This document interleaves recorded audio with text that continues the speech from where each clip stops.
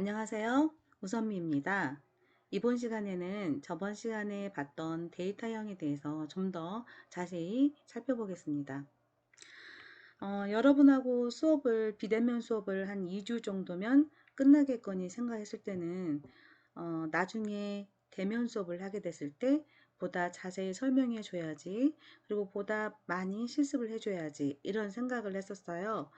그래서 녹음을 할 때 기본적인 이렇게 설명, 잔소리 같은 설명이라고 해야 되나요? 그런 자세한 설명들을 좀 많이 못했었고, 그리고 틀리면 다시 녹음, 다시 녹음 이러다 보니까 되게 비자연스러운 그런 형태의 강의 자료가 됐더라고요. 그래서 3주 1차 시부터는 제가 실수를 하더라도 넘어가고 잔소리 같은 설명을 많이 하게 됐어요. 지금 4주차까지, 현재는 4주차까지 제가 비대면 수업을 하게 됐습니다. 그래서 아무래도 이게 비대면 수업이 길어지다 보니 여러분 이렇게 실습하는데 좀 어려움이 있지 않을까 이런 생각이 들어서 제가 자주 화면 전화를 통해서 실제 하는 걸 보여드리도록 그렇게 노력을 하겠습니다. 그리고 간혹 이렇게 말 실수가 있어도 좀 이해 부탁드릴게요.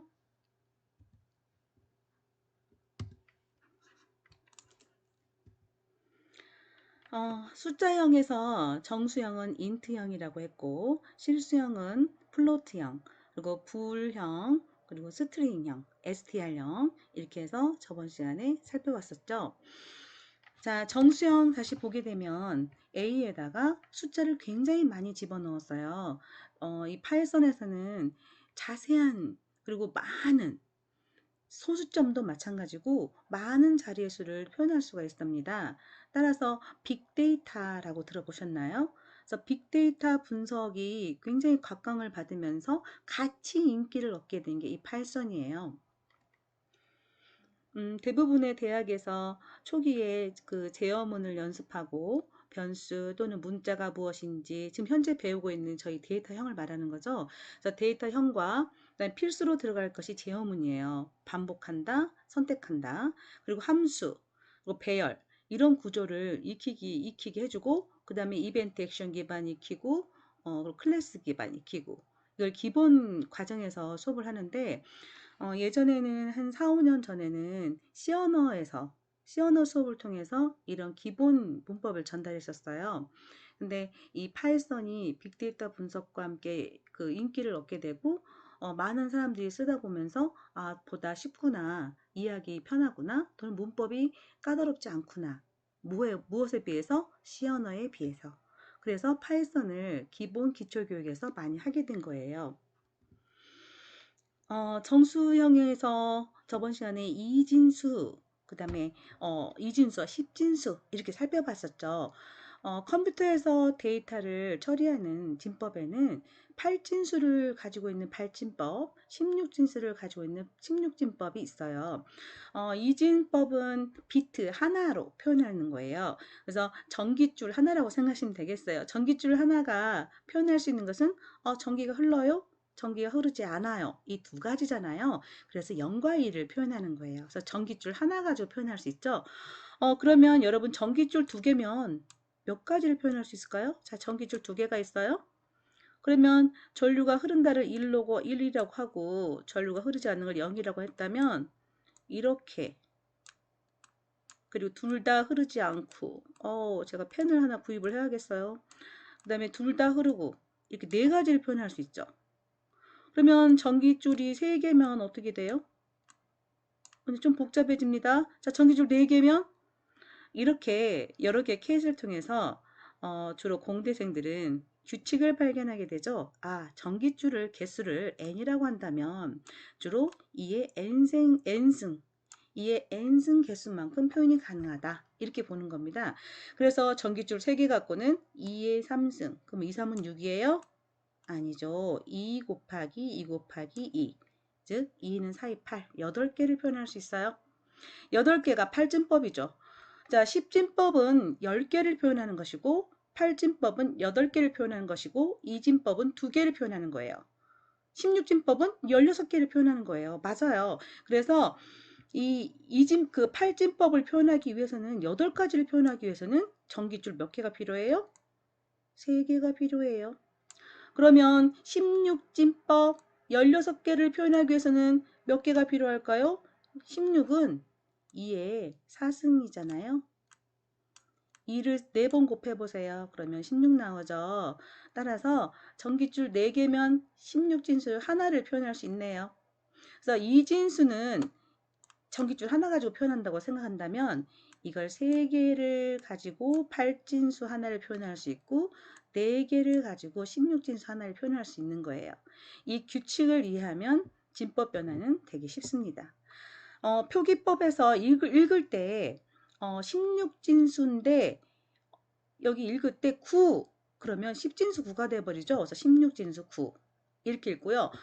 그러면 16진수는 10부터는 어떻게 되나요? 10이란 건 10진수인데 10이라는 것은 10진수에서 올림수가 발생한 두 자릿수라고 그랬잖아요.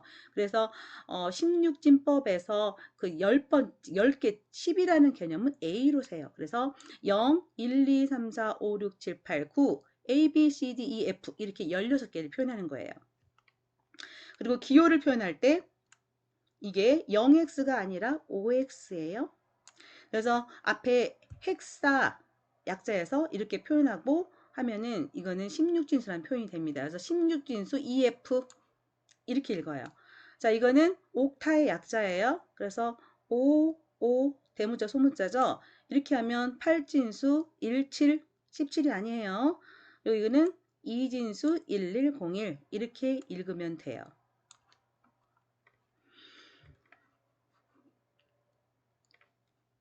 자, 여기서 A는 5x? 이게 뭐라고요? 16진수. 네, 맞았어요. 그러면 16진수 1A예요. 그러면 16진수 1A를 출력했더니 26이 나왔어요. 이 26은 10진수잖아요. 왜 이렇게 됐을까요? 계산 한번 해보시겠어요? 1A. 자, 1은 우리가 16진수는 전깃줄 4개 가지고 표현한다고 했죠. 이제 좀 치사하게 좀 바보같이 전깃줄이라는 표현하지 말고 비트라고 표현을 할게요.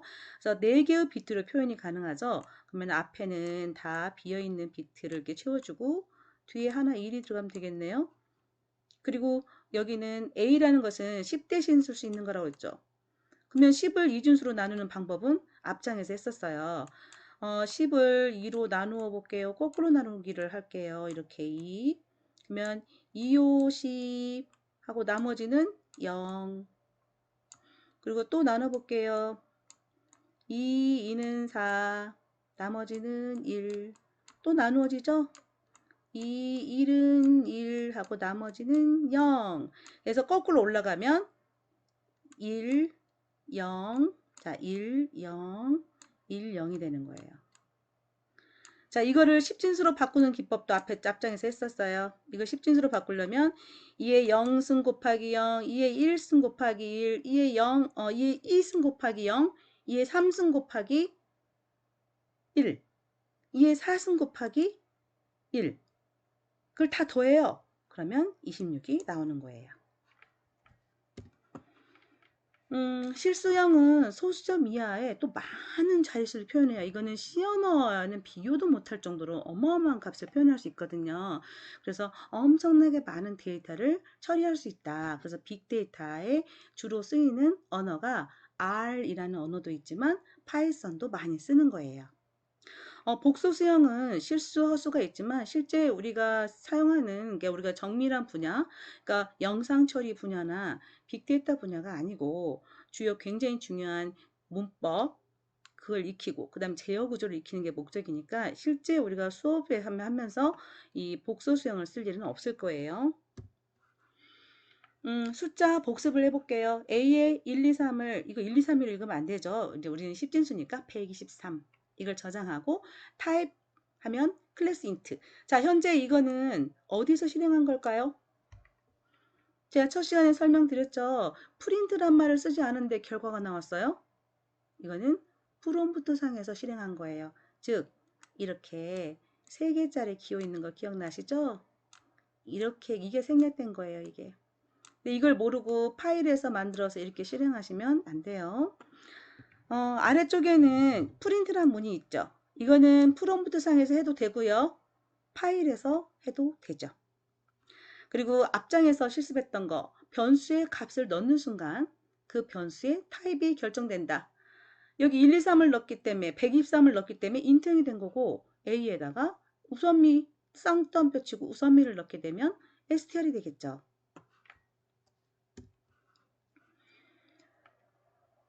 OX, FF 이거는 16진수. 16진수 F는 10진수로 표현하면 최대한 많이 16진수가 가장 큰 수, 즉 15가 되는 거예요. 15. 15, 15를 전부 2진수로 바꿀 수도 있고 다시 10진수로 바꿀 수도 있고 다 배웠는데 이걸 출력하면 지금 현재 출력 결과는 10진수가 나오는 거예요. 여기서 특이한 문장이 이제 저희가 보게 되는데, 자, A는 10 대입했어요. 오, 이걸 뭐라고 읽어요? 점점은 콜론인데, 점이 하나 있고 그 아래 쉼표가 있죠. 이거는 세미콜론이라고 읽어요. 그래서 A에 10을 넣는 문장과 B에 20을 넣는 문장을 한 줄에 하나씩 썼었는데, 한 칸에 좀 많은 걸 보여주기 위해서, 이제 그 실제 수업을 하게 되면 저도 가끔 이걸 씁니다. 왜냐면 실습 화면에 프로젝트 상에서 직접 제가 많이 보여주면서 따라하기도 하고 제가 돌아다니기도 하는데 그때 한 화면에 여러 개를 담기 위해서 쓰는데요. 이건 두 문장을 쓰고 있는 거예요. 한 문장, 한 문장. 두 문장이에요. 순서는 1, 2 이렇게 수행되는 거죠. 그래서 세미콜론을 찍게 되면 한 줄에 여러 문장을 사용할 수가 있어요. 사칙연산은 저희가 저 옛날 그 1차 시대도 봤던 내용이죠. 플러스 2차 시대 봤던가요? 근데 이거는 연산자 부분에서 좀 더 자세히 공부할 거예요. 이거는 공부 안 해도 알 수 있는 상황인데 이건 공부를 하셔야 되거든요. 제곱근, 그다음 제곱, 그리고 퍼센트. 퍼센트가 뭐 확률인가요? 아니요. 퍼센트는 나머지 연산자라고 해요. 그리고 슬래시 슬래시 두 개를 하게 되면 나누기예요. 나누기는 여기서 배웠는데요. 기본 나누기, 이거는 인트형 나누기라고 해요. 정수형 나누기. 나중에 다시 한번 볼게요. 그럼 여기 결과만 잠깐 보면 A, B는 9,2 이거는 C 언어에서는 안 되고 자바에서도 안 되는 재밌는 문장이에요. A는 9, B는 2가 되는 문장이거든요. 한 줄에 여러 개를 쓸 수도 있었는데 세미콜론으로 쓸 수 있었는데 쉼표를 나열해서 왼쪽에는 변수들 오른쪽에는 값을 주고 있거든요. 이럴 때는 하나씩 차례대로 이렇게 쌍을 입혀서 대입이 되는 거예요. 파이썬이라는 언어가 굉장히 융통성이 있으면서 사람이 쉽게 쓰는 내용대로 이해를 할 수 있는 게 많아요. 여기는 A 제곱 B, 그러니까 A는 9가 들어있고 B에는 2가 들어있잖아요. 9의 2승. 그래서 9, 9, 81 이렇게 나오는 거죠. 자, A%B는 A를 B로 나누어 볼게요. 9 나누기 9 나누기 2 그러면 이렇게 하면 몫을 나타내는 거잖아요. 근데 나누면 2.5가 되죠. 그죠? 근데 이거는 무엇을 구한다고요? 나머지를 구하는 거예요. 그래서 이게 정수 나누기를 했을 때 몫이 4가 나오고 나머지는 1이 나오잖아요. 그래서 나머지 1이 나오는 거고요. 그리고 이거는 정수형 나누기예요. 원래 4.5 그러니까 9 나누기 2는 248 그래서 4.5가 나와야 되는데 정수 소수 이하를 다 버려버리는 거예요. 올림도 아니고 뭐 반올림도 아니고 다 버려버려요. 그러면 4가 나오게 되는 겁니다. 이 나머지 연산자를 어디다 쓰나요? 그거는 나중에 그 기회가 되면 응용 분야에서 제가 많이 쓰는 분야를 설명드릴게요. 불형 BOOL 형, 전 불리언이라고 읽기도 하는데요. 이 형에는 true, false 저장할 수 있다. 앞부분 대문자 잊지 말라고 했습니다. 그러면 이건 언제 쓰나요? 우리가 연산자 배울 때 관계형 연산자라는 게 있어요. 산술 연산자도 있고 관계형 연산자도 있고 논리형 연산자도 있는데요. 관계형 연산자는 정말 두 개의 관계가 어떠한가 이거를 다룰 수 있는 연산자인데요. A가 B보다 더 크다. 정말 그게 맞다면 true, 거짓이라면 false 이렇게 답이 되거든요. 그래서 이러한 결과들을 저장할 때 쓰는 겁니다. 뒷부분 연산할 때 이것도 자세히 볼게요. 문자열에서 A, B, C든 파이썬, 한글이든 숫자든 이거는 숫자인가요? 아니요, 얘는 문자예요. 왜요? 쌍따옴표로 묶여 있잖아요. 그래서 이렇게 쌍따옴표나 작은 따옴표, 즉 여기서는 큰 따옴표라고 말하고 있네요. 큰 따옴표나 작은 따옴표로 묶어주면, 감싸주면 이거는 문자형이다 또는 문자열이다 이렇게 표현을 하는 겁니다. 자, 이때 작은 따옴표와 큰 따옴표의 차이점이 이제 드디어 나오는데요. 이거는 제가 실습에서 직접 한번 보여드릴게요. 제가 화면을 닫고 IDL을 띄울게요. 출력을 하고 싶은 출력이 있습니다. 지금 제가 파일에서 저장을 해보는 게 더 좋겠죠. 저장한 건 다시 사용할 수 있으니까 제가 파일을 열었습니다. 그리고 저장부터 하나 해볼까요? 항상 예제했던 것들 또는 과제를 했던 것도 어디에 했는지 알아야 제출이 가능하니까. 자, 이렇게 저장을 했습니다.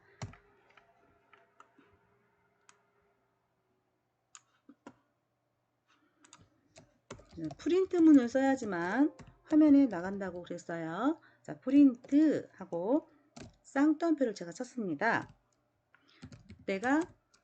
나는 말했다. 이렇게 했어요. 좀 뻔하죠. 이거는 실행을 하게 되면 나는 말했다. 이렇게 나옵니다. 그럼 나는 밥을 먹고 있어요. 라고 말했다. 이걸 한번 해보겠습니다. 자, 이거를 제가 복사를 해서 붙여놨는데요. 나는 밥을 먹었다. 라고 말했다. 이렇게 하면 그대로 나가겠죠? 자, 볼까요? 아무 문제 없습니다. 근데 보통 우리가 글을 표현할 때는 나는 밥을 먹었다 라고 말했다 라고 할 때는 밥을 먹었다 이 부분을 쌍따옴표를 묶어서 말을 하는 그 인용을 쓰잖아요. 그런 표현을 해볼게요. 그러면 여기다가 이렇게 묶으면 되겠지 라고 생각을 하겠죠. 이렇게 하면 에러가 납니다. 자, 그런지 안 그런지 한번 볼까요? 자, 에러 메시지 지금 여기 보면은 밥을 먹었다 여기서 에러가 나고, 밖에서 만약에 실행했다면 왜 에러가 나는지 이유가 써질 텐데, 이게 왜 에러가 나냐면, 자, 프린트문을 그대로 기계처럼 해석을 해볼게요. 프린트하고 쌍따옴표 만났죠? 그러면 쌍따옴표 끝났죠? 여기까지가 하나의 문자열이 되는 거라고 제가 말씀드렸죠. 그래서 나는 여기까지는 에러가 안 나요. 근데 여기에 쉼표도 없고 뭔가 연결할 게 아무것도 없는데 갑자기 밥을이 나와요. 밥을 먹었다가 나와요. 인터프리터가 못 알아듣는 거죠. 여기에는 쉼표도 없는데 왜 이게 나올까? 그럼 여기다 쉼표 찍으면 그럼 우리가 의도하지 않는 게 되죠. 그래서 이게 에러가 날 수밖에 없는 거예요. 그래서 이거는 이 안에 들어있는 기호로서 표현하고 싶은데 그럴 때는 다른 걸 써주는 거예요. 자, 이렇게. 그럼 에러는 안 나요. 자, 이것은 쌍따옴표로 시작하면 무조건 쌍따옴표가 끝날 때까지를 스트링으로 잡거든요. 그래서 여기서 시작해서 여기서 끝나기 때문에 이걸 한 단어로 생각하는 거. 이게 한 단어가 아니라 화면에 한 번에 나가는 단위. 그래서 이거는 이 안에 있는 거는 무조건 내보내 버리는 거죠. 자, 이렇게 하면 에러는 안 납니다. 근데 우리가 의도하고 있는 건 여기다 쌍따옴표 치는 거였잖아요. 그러면 어떻게 해야 될까요? 그럴 때는 여기를 작은 따옴표로 바꿔주는 거예요. 그리고 이 안에를 쌍따옴표를 쳐주는 거죠. 이렇게 큰 따옴표로 이렇게. 자, 원래 그 스트링을 표현할 때 작은 따옴표든 큰 따옴표든 상관없어요 라고 했잖아요. 그래서 작은 따옴표 시작합니다. 그러면 끝날 때까지를 찾아요. 그래서 이만큼을 그냥 무조건 화면에 써버리는 거예요. 이해되셨나요? 이렇게. 그래서 이 작은 따옴표, 큰 따옴표를 그 구분하면서 쓸 수 있는 경우는 이러한 경우에 쓰는 거고, 그렇지 않을 때는 단순하게 쓸 때는 그냥 작은 따옴표기 써도 되고 큰 따옴표기 써도 되고 상관이 없답니다. 그러면 지금 이걸 한번 표현했으니 다른 것도 하나 해볼게요. 나는 엔터키 치고 밥을 먹었다, 엔터키 치고 라고 말했다. 이렇게 화면에 나가고 싶어요. 그러면 이렇게 하면 되나요? 자, 이렇게 하면 에러가 나죠. 왜요? 한 문장은 한 줄에 써라. 근데 지금 세 줄이 돼버렸잖아요.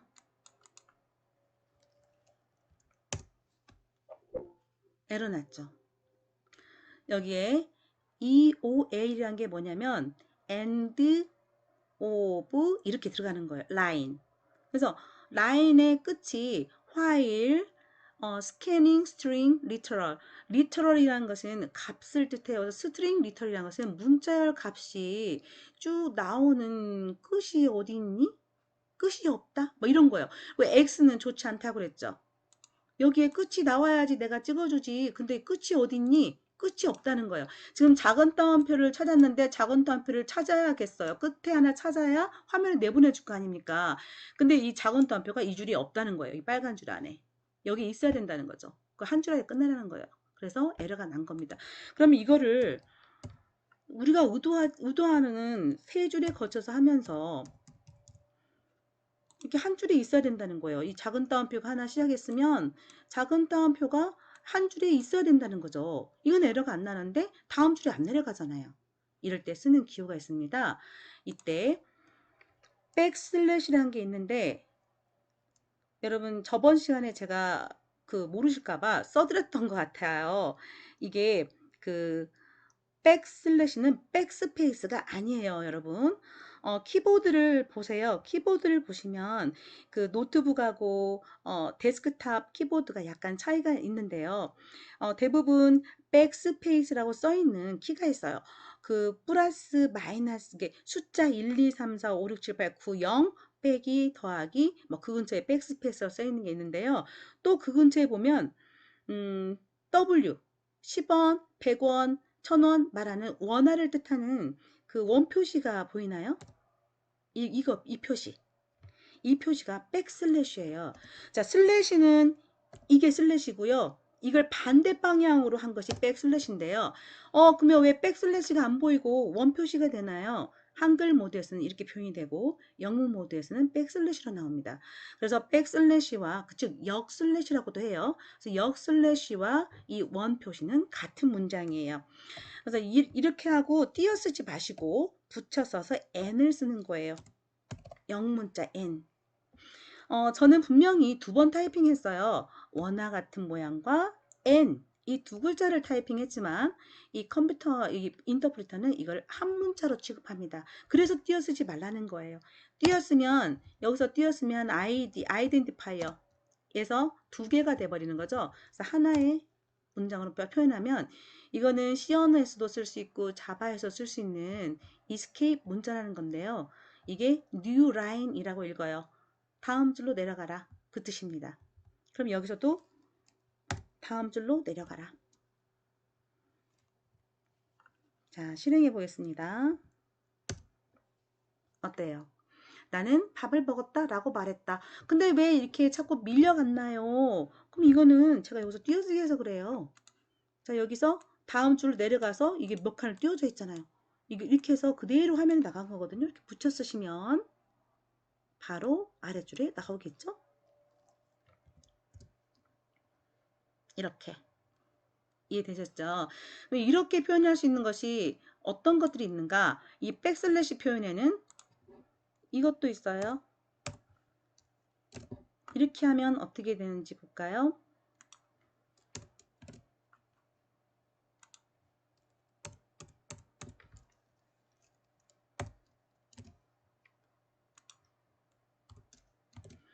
제가 다 큰 따옴표를 썼어요.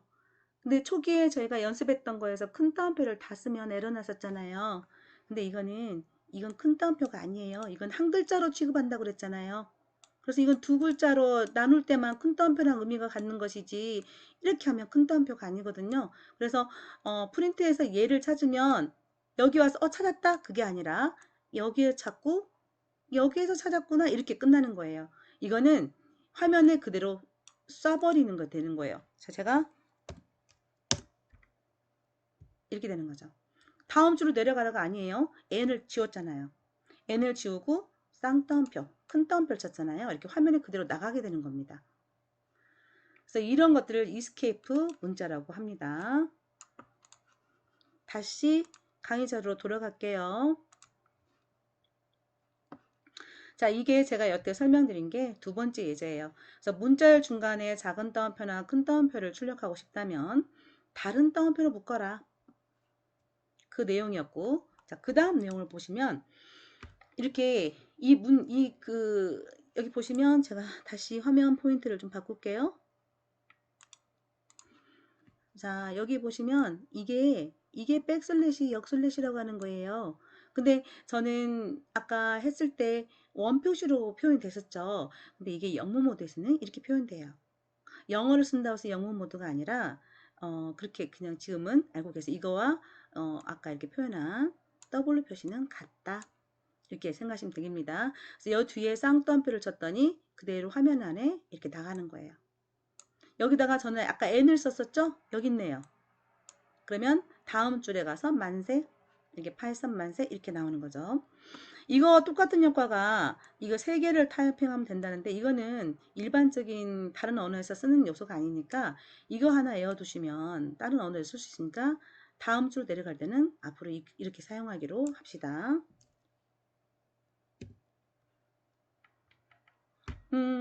코드 3-5에 PY 예제가 나오는데 이거는 제가 안 할까 합니다. 강의 전에 넣어놔서 여러분이 하고 싶으시면 따라 하셔도 되는데요. 왜 안 하냐면 함수라는 것이 나와서 미리미리 어설프게 하는 것보다는 저희가 함수 배우면서 함수를 공부할 거예요. 그래서 이 저자는 한 번씩 맛보기로 뒤에 나올 것들을 보여주고 있는데 굳이 그럴 필요는 없을 것 같아요. 그래서 이거는 설명을 안 하겠습니다. 그러면 다음 차시에서 또 만나기로 해요. 고마워요.